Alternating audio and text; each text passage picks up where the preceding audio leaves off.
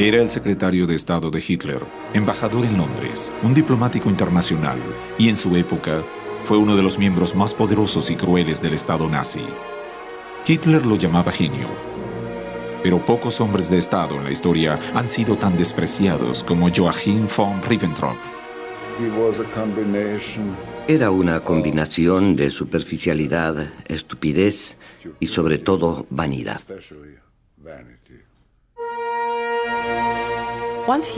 Una vez nombrado embajador, no dejó de cometer imprudencias, tantas que lo empezaron a llamar señor Torpeza.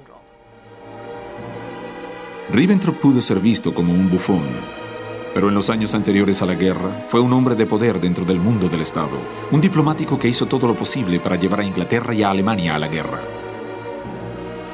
Se decía que Ribbentrop haría un pacto con quien fuera por destruir el Imperio Británico. La guerra que empezó en 1939 entre Alemania e Inglaterra fue en cierta forma la guerra de Ribbentrop.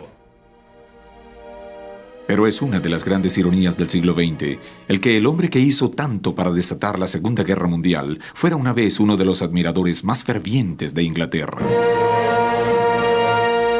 Joachim von Ribbentrop, un nazi en Inglaterra.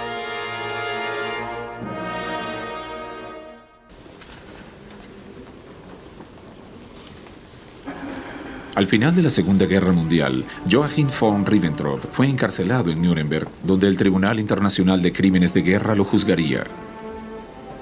Durante las largas horas en esta celda, el exsecretario de Estado nazi escribió las memorias de su juventud. Ribbentrop describió el profundo dolor por la muerte de su amada madre en 1902 a los 8 años. Una tragedia de la que nunca se recobraría. Para algunos sería la razón de su posterior devoción a Hitler. Allí escribió que su padre era un maestro severo que le inspiraba más miedo que amor. Su padre era un coronel, así que Ribbentrop sabía de obediencia, disciplina, patriotismo, pero no terminó la secundaria.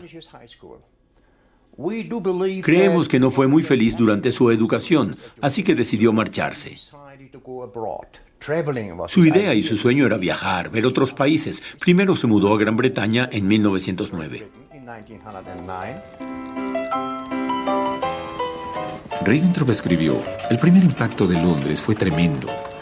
Más tarde, cuando hablaba con Adolfo Hitler, a menudo le expresé cuánto lamentaba que él nunca se hubiese parado frente a la Mansion House, donde habría entendido el significado del Imperio Británico. Allí sentía el mundo palpitar". A los 16 años, Ribbentrop se quedaría con un acaudalado cirujano en Kensington Sur, donde se enamoraría del encanto natural de la alta clase británica. En 1910, navegaría a Canadá en busca de fortuna. Mientras viajaba, hizo lo que en ese entonces era perfectamente normal. Firmó el libro de visitantes del Rideau Hall, donde el gobernador general de Canadá vivía, y fue invitado allá. Y Ribbentrop, que era encantador, apuesto, sumamente educado, sin la arrogancia que lo caracterizaría más tarde, llegó a desenvolverse muy bien en la sociedad canadiense. Muy musical, un gran jugador de tenis, tenía muchos atributos.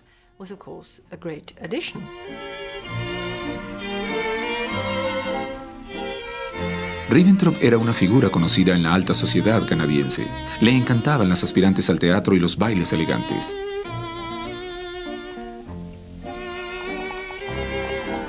Ribbentrop formaba parte del círculo de amistades del gobernador general, el duque de Connaught, hermano menor del rey. Ribbentrop, fiel admirador de la familia real, le contaría más tarde a Hitler que su gran función era la de mantener la cohesión del imperio. Durante 4 años, Ribbentrop viajaría por Canadá pasando por extraños empleos, incluso trabajaría en el ferrocarril. En 1914, cuando estalló la Primera Guerra Mundial, se apresuró a volver a casa como un voluntario patriota y sirvió en el ejército. Luchó en el este y en el oeste. Al final de la Primera Guerra Mundial, llegó a segundo lugarteniente. Pero a pesar de sus relaciones, aún le faltaba algo. Aunque se veía a sí mismo como de la clase media alta en Berlín después de la guerra, Ribbentrop solo anhelaba entrar a la alta sociedad alemana. Usó sus conexiones en la familia para obtener el título aristocrático von. halló a una tía anciana que no tenía un centavo y le compró el phone que le pertenecía. Eso era legal, se podía hacer. No sé si aún es posible hacerlo, pero antes sí. Y ayudaba bastante. Aunque claro, todos lo sabían. Bueno, todos nosotros sabíamos que lo había comprado. El nuevo ennoblecido von Ribbentrop se valió de este título para entrar a la vida social del cosmopolita mundo de Berlín, muchos de ellos judíos. La familia de Marion Whitehorn, los Goodmans, eran dueños del Banco Dresden. Von Ribbentrop era un invitado frecuente en las fiestas de la familia y en los bailes elegantes. Él no me caía nada bien, nunca tenía una sonrisa para nosotros, los niños. Era muy pretencioso. Venía de la nada y fue abriéndose camino. Mis padres y todos sus amigos lo llamaban Ribbensnob. En 1920, von Ribbentrop se casó con Anneliese Henkel. Para él era la unión perfecta. Le trajo tanto la seguridad emocional como financiera. Anneliese era la hija de una familia muy conocida en Alemania. También eran muy acaudalados. Eran los más grandes fabricantes de Sekt, que en alemán significa champaña. Él se fue viendo profundamente hechizado por ella. Ella era muy ambiciosa, era inteligente, quizás más inteligente que él. Ella creía realmente que él podía llegar lejos. Fue un matrimonio muy feliz. Tuvieron 2 hijos. Tenían una hermosa casa en Dahlem, un lindo suburbio en Berlín, y ofrecían grandes fiestas.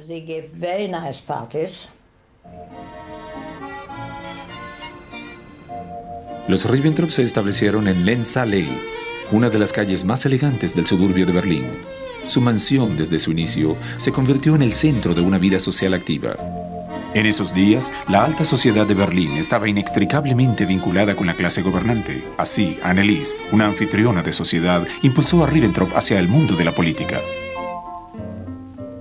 Anna Henkel era una dama que organizaba en su casa lo que llamamos un círculo especial de discusiones con gente famosa de la industria, la política, la cultura. Era una especie de club. El salón de los Ribbentrop acogía a políticos de derecha. Compartían la difundida visión de que Alemania había recibido un trato vergonzoso después de la guerra. Eran profundamente anticomunistas. La influencia de Ribbentrop iba creciendo tras bastidores. Hizo circular un boletín privado con su pensamiento político. Para la época, muchos amigos de Ribbentrop eran judíos. El hecho de que fuéramos judíos nunca salió a colación. Había muchas otras casas judías que él acostumbraba a frecuentar. Y el asunto nunca se planteó porque en la sociedad el hecho de que fueras judío, católico o japonés no era importante. Era una sociedad muy cosmopolita.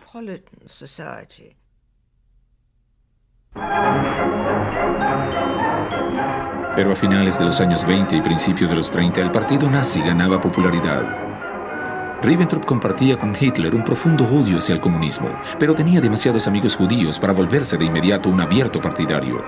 Pero tras bastidores se relacionaba con los nazis y donaba dinero para la causa de Hitler.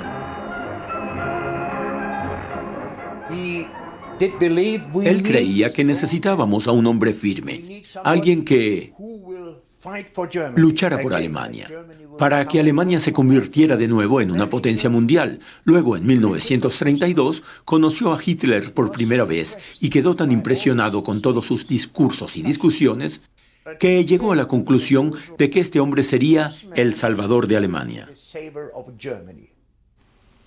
En 1932, Franz von Papen, el viejo compañero de Ribbentrop en la guerra, fue nombrado canciller de Alemania. Era el momento oportuno que von Ribbentrop había estado esperando.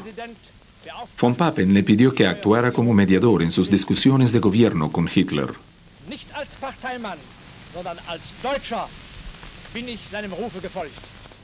En 1932, en su casa en la calle Dahlem, hubo una negociación entre el grupo conservador de los dirigentes alemanes, los nazis y Hitler para unir esfuerzos y prepararse para crear un nuevo gobierno en colisión que se concretaría en enero de 1933.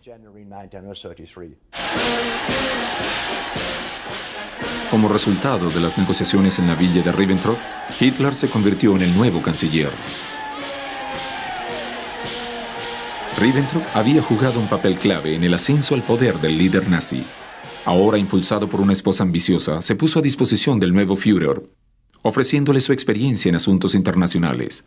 A Hitler le encantó tener el apoyo de este hombre cultivado y de mundo. En mayo de 1933, unos meses después de haber conocido a Hitler, Ribbentrop entró a la SS y vistió el uniforme negro. Con los años, el Führer se haría amigo de la familia y un invitado frecuente de Annelies y Joachim von Ribbentrop en la villa de Dahlem. Ribbentrop le hablaba de noticias internacionales y a menudo le traducía extractos de periódicos ingleses. Hitler, escribió Ribbentrop, no se cansaba de oír sobre Inglaterra. Todo le interesaba, pero en especial le interesaba lo que pensaban los ingleses influyentes. Tanto Ribbentrop como Hitler compartían el sueño de un pacto anticomunista con el Imperio Británico.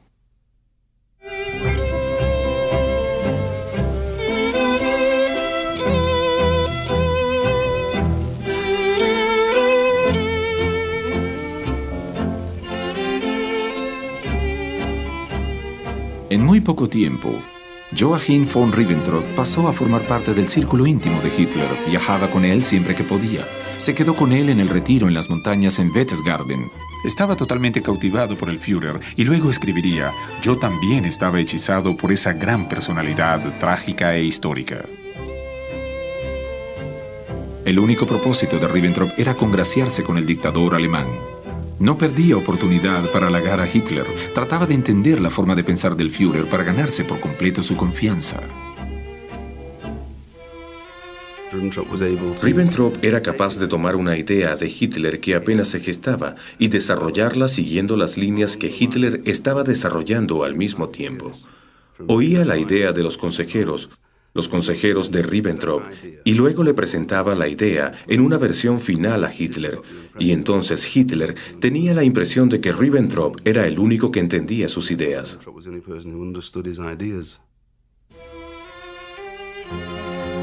Ya en el poder, Hitler deseaba realizar su sueño de un acuerdo permanente y claro con Gran Bretaña. Como nunca antes había viajado, buscó a otros para que cumplieran con esta misión.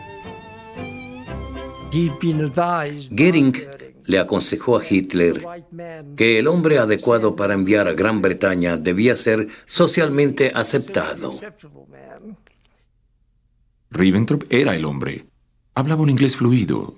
Con el comercio de vinos había conseguido muchos contactos con la clase alta inglesa. En 1933 realizó la primera de varias visitas informales a Londres y sostuvo reuniones con altos oficiales y políticos.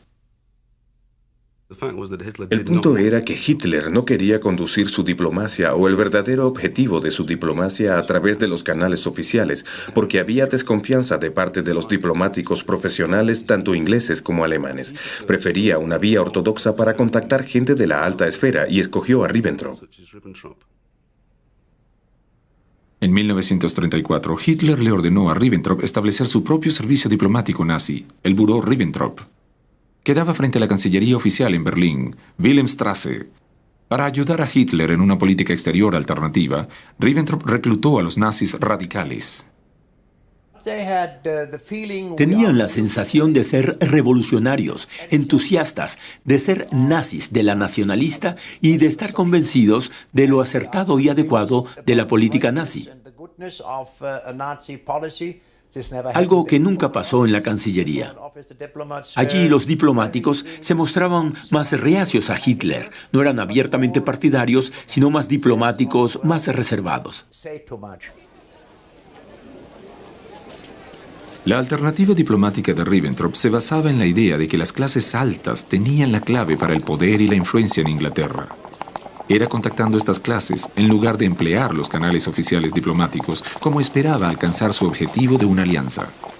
Con sus visitas se fue volviendo una figura conocida en las casas de campo y almuerzos de sociedad, donde era celebrado, según una anfitriona, como un delicioso nazi de verdad.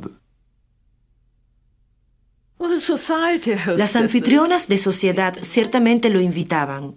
No invitaban solo a sus amigos, sino que buscaban que se dieran buenas conversaciones, y el recibir a Ribbentrop despertaba una gran curiosidad en otros invitados. Los Ribbentrop se hicieron amigos cercanos e invitados frecuentes de Lord Londonderry, quien era un conservador comandante de la aviación. Londonderry era un fanático anticomunista y apoyaba un acuerdo británico-alemán. Acogió el acercamiento de Ribbentrop. La primera vez que recibieron a la pareja se le conoció como la liebre de Londonderry. Pensaban que como era cercano a Hitler, que indudablemente lo era, podría llevarle mensajes a Hitler de forma que influenciara a Hitler, y por eso estaban en buenos términos con él. Por eso lo acogieron de esa forma. Elegí en Alemania. Una vez lo odiaron. Ahora Lloyd George es un invitado bienvenido en Alemania. Y es con von Ribbentrop que el gran gobernante posa. Ribbentrop respaldó sus visitas a Inglaterra con una serie de invitaciones a personas distinguidas, como el primer ministro Lloyd George, para que vinieran a Alemania a conocer al Führer. Lord Londonderry fue invitado a conocer a Herr Hitler. El Führer compartía la admiración de von Ribbentrop por la aristocracia británica. Lord Rothermere, propietario del Daily Mail, también acompañó a Ribbentrop a conocer al Führer. Estaba impresionado. La nueva diplomacia parecía estar funcionando. La prensa publicó una serie de artículos favorables. En este punto, Ribbentrop se aprovechaba del genuino sentimiento compartido por muchos en Inglaterra. A principios de los años 30 aún se sentía una simpatía considerable por Alemania. Sentían que no se había aprovechado de forma adecuada. Hacían esfuerzos galantes para superar sus pasmosas dificultades económicas y sociales. Ciertamente en el Partido Conservador y en el Gabinete Conservador había una simpatía por Alemania y un sentimiento de respaldo porque representaban una estabilidad y una barrera contra el comunismo. Usando a sus amigos británicos, Ribbentrop estableció la Hermandad Británico-Alemana en Inglaterra y el Deutsche English Gesellschaft en Berlín para promover la nueva atmósfera de cordialidad. Los anglo-alemanes no tuvieron dificultad en reclutar a los grandes del mundo de los negocios y la política. Ribbentrop era un invitado bienvenido en las cenas de la Hermandad durante sus visitas a Londres. Era muy afable, muy distinto de los altos oficiales del gobierno alemán, porque estaban uniformados y eran nacionalsocialistas antes que nada. Ribbentrop era un hombre de negocios. Es por eso que despertaba la simpatía entre las personas de la ciudad. Creo que por el hecho de haber estado vinculado al negocio de la champaña. Y eso llamaba la atención de la mayoría.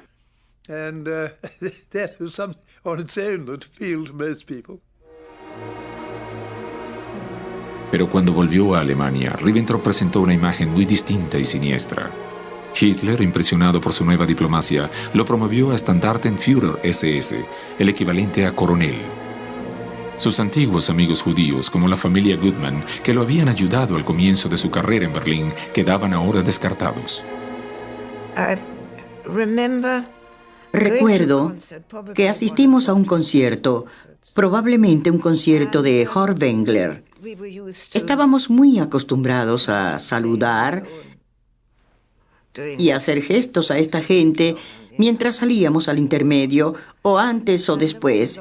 Y allí siempre había muchos amigos y conocidos. Cuando vimos a los Ribbentrop, mis padres se acercaron. Pero ellos nos rechazaron volteando la mirada, y ese fue el final de una hermosa amistad. Mientras tanto, la carrera diplomática de Ribbentrop iba cobrando fuerza.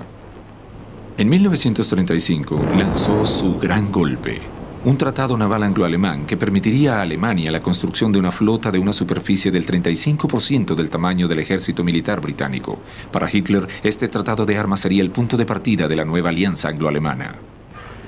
Este acuerdo naval con el gobierno británico ha sido negociado por Herr von Ribbentrop, una de las figuras centrales, un joven hombre de negocios que acaba de ser nombrado el embajador de Herr Hitler en el exterior. Afirma conocerlo bien y confía en su profundo conocimiento del carácter e idioma inglés. Yo pienso que este acuerdo puede considerarse el primer paso real, después de años, en dirección a una limitación de armamentos y de un acuerdo general europeo. En ese entonces, en Alemania, esto fue visto como un gran golpe de parte de la política exterior alemana y de Ribbentrop. Pero los alemanes lo tomaron como una gestión política de parte de Inglaterra, cuando en realidad para ellos era solo una forma de limitar el rearme de la marina alemana. Pero Ribbentrop ciertamente volvió con este acuerdo en su bolsillo y fue festejado por Hitler, quien creía que había asestado un magnífico golpe. Era la confirmación de que Ribbentrop era más capaz de entenderse con los británicos que sus diplomáticos, y confirmaron el hecho de que la mejor forma de tratar con Inglaterra era presentando una exigencia firme y no retirándose. Ribbentrop sintió que su éxito era indetenible. Ahora el príncipe de Gales se convirtió en el blanco de sus atenciones. Creía que la familia real, en su cúspide social, con toda su pompa y ceremonia, tenía verdadero poder. El más grande golpe de la nueva diplomacia sería captar el apoyo del príncipe. Como hablaba buen alemán, y todos conocíamos su gran carisma, era muy agradable para todo el mundo. Ese era su trabajo. Y por eso, von Ribbentrop pensaba que estaba en muy buena posición. No se debe olvidar que la sangre del príncipe de Gales era un poco alemana.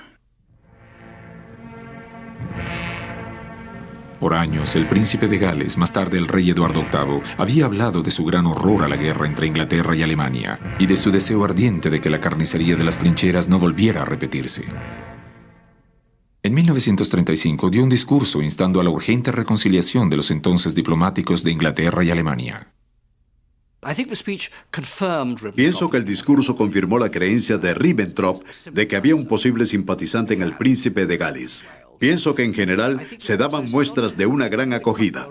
Creo que su idea se vio reforzada por la creencia de que el príncipe de Gales era una verdadera fuerza en la política británica.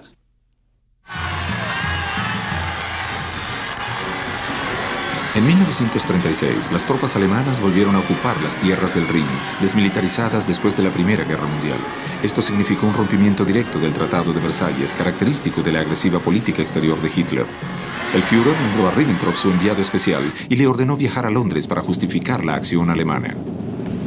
Una delegación alemana visita Londres encabezada por Herr von Ribbentrop, el embajador de Hitler en el exterior. La misión diplomática llega al aeródromo Croydon. Este es el resultado de las consultas en Londres. En la conferencia en Londres, la delegación británica alegó que no había de tomarse ninguna acción militar para expulsar a Alemania de las tierras del Rin. Pero Ribbentrop creó la impresión de que había sido la realeza y no los políticos la responsable de este acto de pacificación. El reporte enviado a Berlín informaba que el nuevo rey Eduardo VIII había ordenado al primer ministro, Baldwin, no tomar ninguna acción contra Alemania. Las fuentes alemanas afirmaban que el rey había confrontado dramáticamente al primer ministro diciendo: no hay lugar para una intervención británica, y si hay alguna posibilidad de la intervención británica, tendrán que combatir sin mi ayuda. Yo he de repudiar la política, he de abdicar en lugar de aceptar. Pudo ser un disparate, pero Ribbentrop creía firmemente que el nuevo rey apoyaba activamente su causa. Le dijo a Hitler, si el rey apoyara la idea de una amistad anglo-alemana, su gran popularidad podría originar un entendimiento. Reportajes. Londres rinde honores al embajador alemán. Desde la embajada alemana, el féretro de Herr von Hersch es llevado por los guardias.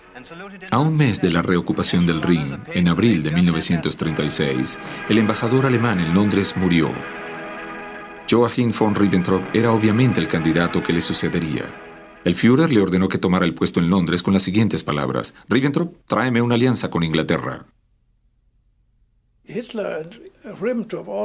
Hitler y Ribbentrop no sabían que la corona británica no tenía poder alguno, sino que el poder administrativo y el poder ejecutivo estaban en manos del gabinete de Baldwin en ese entonces. Y Baldwin no era amigo ni de Hitler ni de Ribbentrop.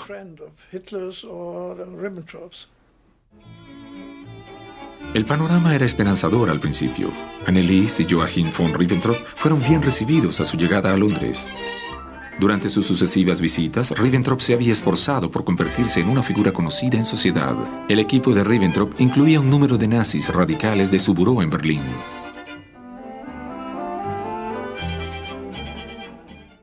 Mientras Ribbentrop crecía en el régimen nazi, su carácter cambiaba. Ahora podía prescindir del encanto que le había servido para causar un efecto tan grande al comienzo. Los diplomáticos que trabajaban para él no tardaron en perderle el respeto. Era un hombre apuesto, también elegante, pero por otro lado su comportamiento era muy extraño y humillante a veces. Era sumamente arrogante y muy desconsiderado, me atrevería a afirmar.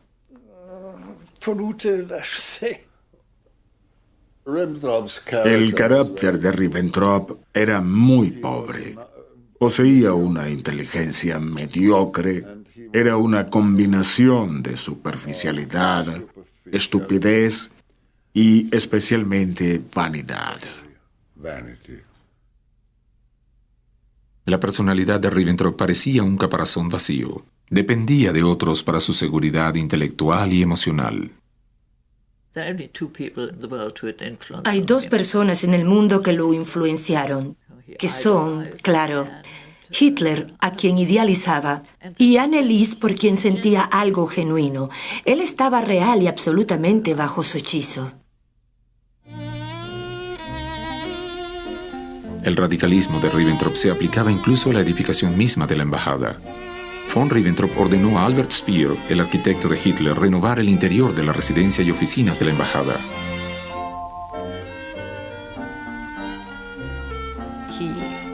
Demolió todo el interior. Contrató a 200 obreros desde Alemania. Toda la bella decoración anterior desapareció para dar paso al monolítico estilo nazi. Tumbaron los techos para bajarlos, arrojaron fuera todos los muebles y renovaron todo por completo. Luego, cuando estuvo lista, nos invitaron para contemplar aquello. Me pareció que ya no se veía como una embajada, lucía como un lujoso transatlántico. Cuando la embajada estuvo lista, los Ribbentrop dieron un baile para celebrar el evento. El embajador y su esposa estaban decididos a dejar huella como los anfitriones líderes en el circuito social diplomático, pero nunca llegaron a dar con la nota exacta. Nadie faltaba a sus invitaciones, pero en realidad todos se reían a sus espaldas. Como embajador, von Ribbentrop había conocido al rey formalmente una sola vez, aunque había intentado en vano contactarlo después de los primeros pasos hacia su soñada alianza. Pero como escribiría más tarde, una verdadera conversación como esas que los amigos quieren tener confidencialmente nunca se concretó. Siempre había un imprevisto que intervenía. Pobre Ribbentrop. Llegó a Londres convencido de que tendría una gloriosa bienvenida de parte del rey, con quien se reuniría 3 veces a la semana como su más íntimo consejero. Al rey lo único que le preocupaba era cómo hacer para seguir con la señorita Simpson y casarse con ella sin tener que ceder al trono. La mente del rey Eduardo VIII estaba a kilómetros de distancia del asunto de una alianza entre Inglaterra y Alemania. Su amor por Wallis Simpson se dirigía hacia una crisis constitucional que eclipsaría el servicio diplomático de Ribbentrop. El embajador intentó restar importancia a la relación y le dijo a un miembro de su gabinete que el rey era su más grande esperanza. Y dijo, verás cómo el rey se casará con Wally y mandará a Baldwin y a toda su banda al diablo. No supo ver la crisis de abdicación. Pensaba que el rey iba a casarse con Simpson.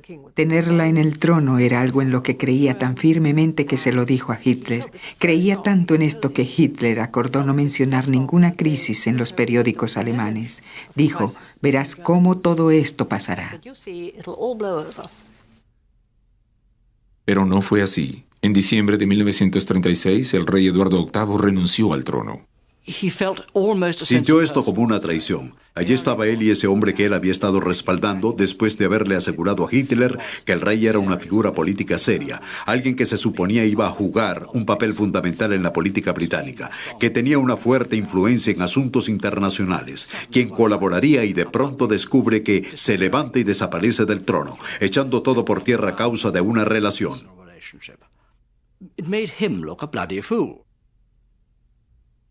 Después de perder al rey, los restos de la gestión de Ribbentrop como embajador descendieron a una farsa. Lo que había empezado con expectativas tan altas de ambas partes acabó en un antagonismo mutuo. Siempre estaba cometiendo imprudencias, tantas que lo empezaron a llamar señor Torpeza. Lo peor, me parece, fue cuando tuvo que presentar sus credenciales ante el nuevo rey. Ribbentrop no estaba solo. Había diplomáticos de otros países, así como mi esposo, que estaba allá antes que él. Lo acompañaron. Estaba de pie justo arriba. El público saludó al rey tal como debía hacerlo. Y Ribbentrop hizo la señal de Heil Hitler.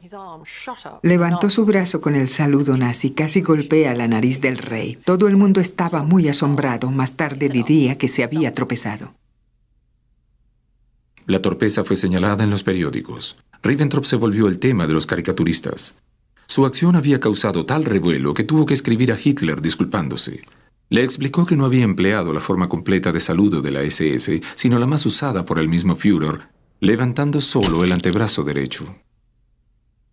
Diplomática y socialmente, como en todos los demás sentidos, la misión de Ribbentrop se volvió un desastre. Su popularidad fue disminuyendo y como un amante rechazado, su afecto por Inglaterra se transformó en odio. En enero de 1938, Ribbentrop abandonó Londres, finalizando así su gestión diplomática. No hubo medidas a medias en su diplomacia. Pasó de ser el amigo más gentil de Inglaterra a su más encarnizado enemigo. Antes de que von Ribbentrop partiera, escribió un reporte final para el Führer donde declaraba que su misión había fracasado, que toda esperanza de un acuerdo entre Inglaterra y Alemania se había desvanecido y que por ello el Führer debía ver en el Imperio Británico a su enemigo más peligroso. El pueblo alemán apoyará al Führer como hombre, en todo sentido, tanto en la política interior y exterior.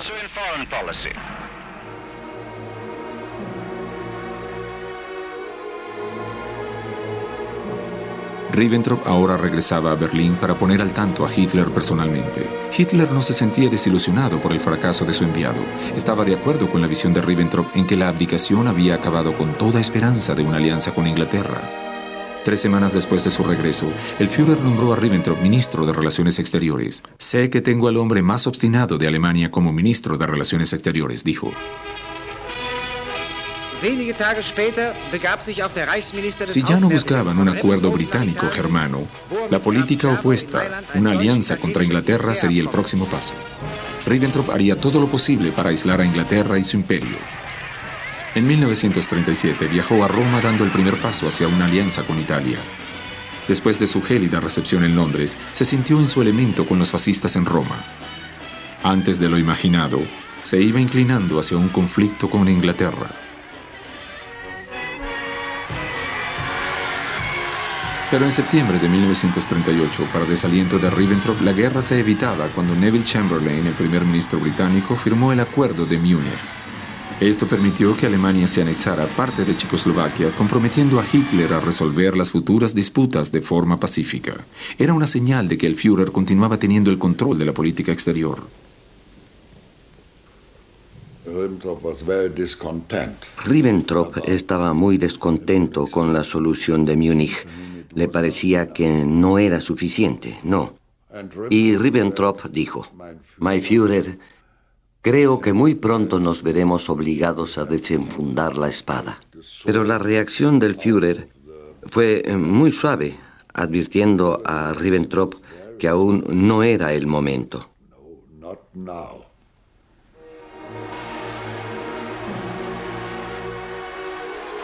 En marzo de 1939, Hitler ocupó Praga. Era una ruptura eminente del Acuerdo de Múnich. pero Ribbentrop le advirtió que Gran Bretaña era tan débil que no tomarían ninguna acción firme. Cuando Chamberlain respondió con una garantía de protección a Polonia, el siguiente blanco de Hitler, Ribbentrop le dijo a Hitler que no le diera importancia.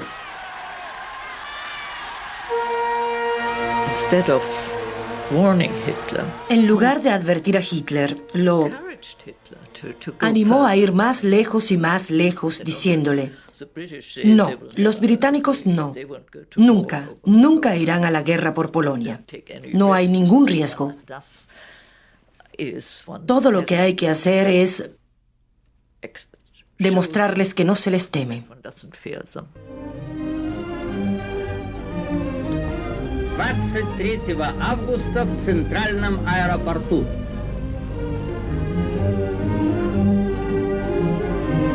В Москву прибыл министр иностранных дел Германии господин Йоахим фон Риббентроп. Ribbentrop se apresuró, asestando su golpe más grande y asombroso. En agosto de 1939 viajó a Moscú para firmar un pacto con el lado enemigo, la Rusia soviética. Ahora su odio contra Gran Bretaña era tan grande que estaba listo para tratar con los comunistas. Buscó una alianza global contra Gran Bretaña entre Japón, la Unión Soviética, Italia y Alemania, y aquellos estados interesados en la derrota de Inglaterra. Más tarde, Ribbentrop diría: buscar un acuerdo con Rusia fue idea mía. Así que presioné al Führer porque lo veía como un contrapeso para Occidente y porque quería asegurar la neutralidad de Rusia en la eventualidad de un conflicto entre Alemania y Polonia.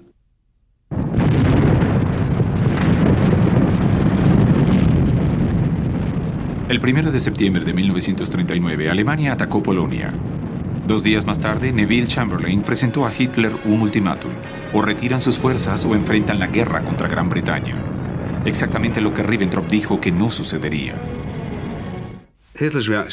La reacción de Hitler al ultimátum indicaba su desencanto con Ribbentrop. Él se volvió hacia Ribbentrop, quien estaba de pie cerca de la ventana, y le preguntó qué se suponía que iban a hacer, como si hubiera sido Ribbentrop quien lo había llevado a una guerra con Gran Bretaña.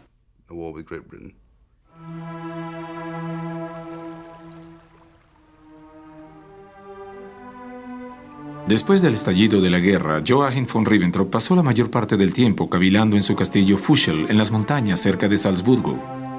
Ahora que luchar era el método preferido por Hitler para resolver las disputas, quedaba muy poco o ningún espacio para la diplomacia. La influencia de Ribbentrop disminuyó. Tenía muy poco impacto en la política. Cuando era posible, Ribbentrop comandaba campañas especiales para estar cerca de su amado Führer. Pero en 1941, su profundo y arraigado odio contra Gran Bretaña entró en conflicto con su amor por Hitler. En junio, el Führer ordenó un ataque a la Unión Soviética. Ribbentrop aún quería a Inglaterra despedazada. Creía que el ataque a Rusia era una distracción innecesaria de su objetivo. Sería el único momento en que Ribbentrop se atrevería a confrontar abiertamente al Führer. Hitler y Ribbentrop tuvieron una terrible discusión en Rastenburg, en los cuarteles generales de Hitler en la Prusia del Este.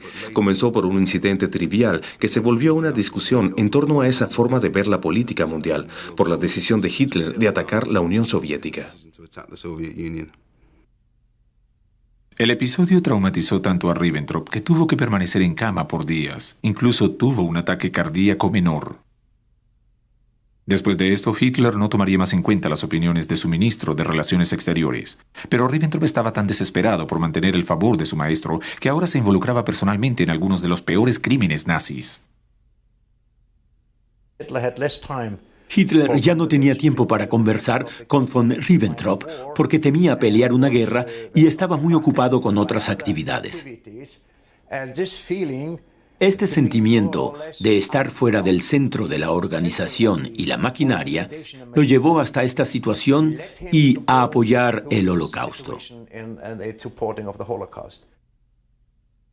Mientras la guerra avanzaba, Ribbentrop presionó enormemente a las fuerzas aliadas alemanas para que participaran en el exterminio de los judíos.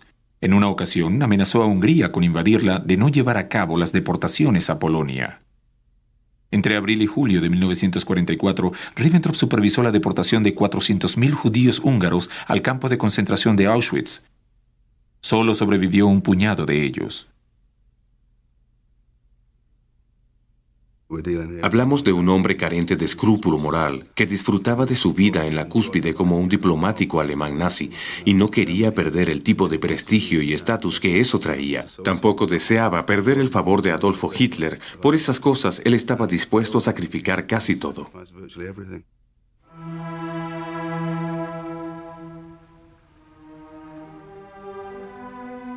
Mientras el tiempo pasaba y la derrota era inevitable, Ribbentrop se retiró a otra de sus propiedades, Sonnenberg, cerca de Berlín. Separado de su esposa y familia, parecía perder todo contacto con la realidad. Luego diría, el fin de la guerra acabó conmigo. Fue terrible. Seguí yendo a mi casa a las afueras de Berlín y viendo veteranos heridos retirarse y miles de refugiados escapando.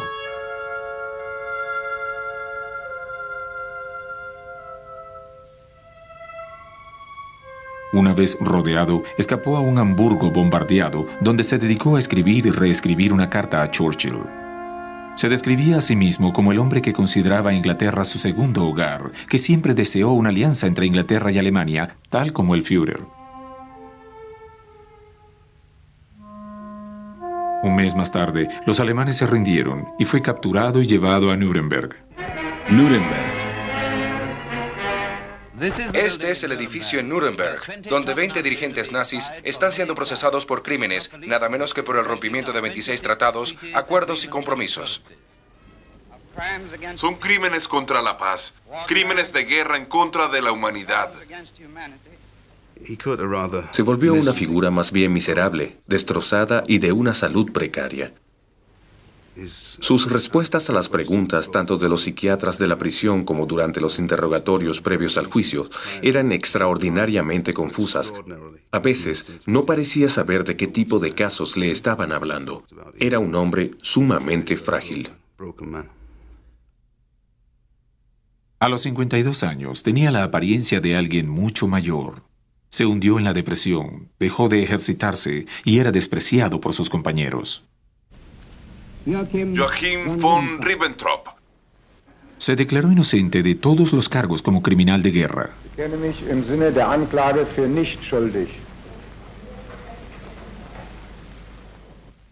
Esposas de Nuremberg.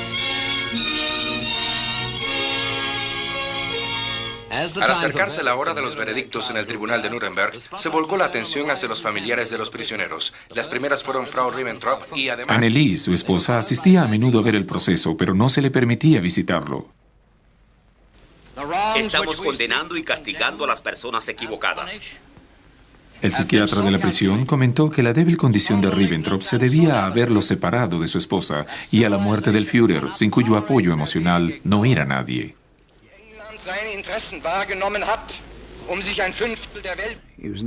Estuvo en el banquillo por varios días. En cada una de las respuestas que daba se alargaba terriblemente y requería de explicaciones para todo el trasfondo. En su defensa, Ribbentrop buscó sin ningún éxito el apoyo del rey Jorge VI, duque de Windsor, Lord Rothermere y otros como testigos defensores que pudieran confirmar su prolongado deseo de una alianza anglo-alemana.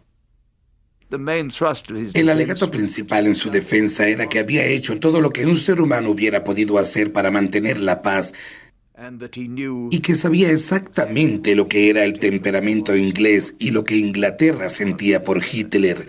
Lo usó suave y constructivamente por la paz. No guardaba remordimientos y creo que nunca pensó que iba a ser condenado. El 1 de octubre de 1946, los veredictos fueron anunciados. El tribunal halla a Ribbentrop culpable de los 4 casos.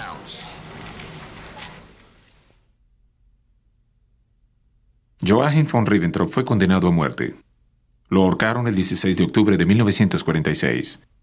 Sus últimas palabras fueron larga vida a Alemania y un llamado a la reconciliación entre Oriente y Occidente. Sus cenizas, junto con las de otros condenados, se esparcieron en un río cercano. Los movía la esperanza de que nunca serían venerados por generaciones futuras. Era un criminal de guerra, entre esos que son más o menos los más responsables. Ribbentrop es el número 2 o 3. No cabe duda de que Ribbentrop tenía en mente preparar una agresiva guerra. Y ciertamente merecía ser colgado por su actuación en el Holocausto y en la preparación de los crímenes de guerra contra la humanidad. Fue irresponsable en los consejos que daba. Irresponsable en el sentido de que él no entendía el oficio que desempeñaba, pero él no era quien tomaba las decisiones. En el mundo distorsionado del Estado nazi, Joachim von Ribbentrop pudo surgir y dar lo peor de sí. Buscó la guerra con el país que una vez amó, pactó con el mayor enemigo, Rusia, y sancionó la deportación de judíos. Vendió su alma para asegurar su ascenso y por no perder los favores de un hombre por sobre todos, Adolfo Hitler. Si se hubiese quedado en Canadá, si se hubiese casado con una linda burguesa canadiense, de seguro no se hubiera convertido en alguien tan diabólico. Él comenzó a convertirse en un hombre malvado al conocer a Hitler.